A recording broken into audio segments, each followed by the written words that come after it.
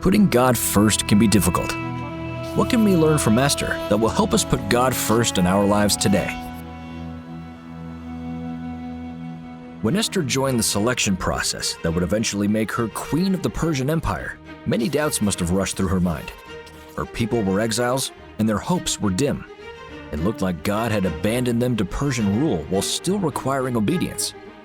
But Esther was beautiful, both inside and out. Even a ruthless king could see that.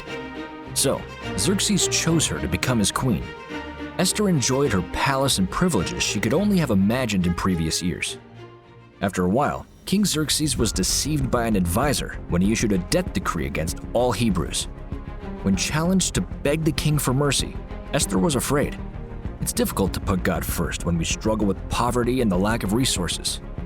Yet, wealth and power often also lead people away from Him.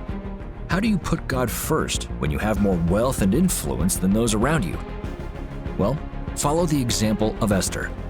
She said, "Go, gather all the Jews, and fast for me for 3 days. My maids and I will fast likewise. And so I will go to the king, which is against the law, and if I perish, I perish." Esther was not immune to fear, but she was as courageous as she was beautiful. She bravely decided to put God first, investing all, even her life if necessary, to save others. Her words, "If I perish, are engraved in the story of God's people to encourage those who, through the ages, would also be called to do the same. And we know how the story ended. Esther put God first.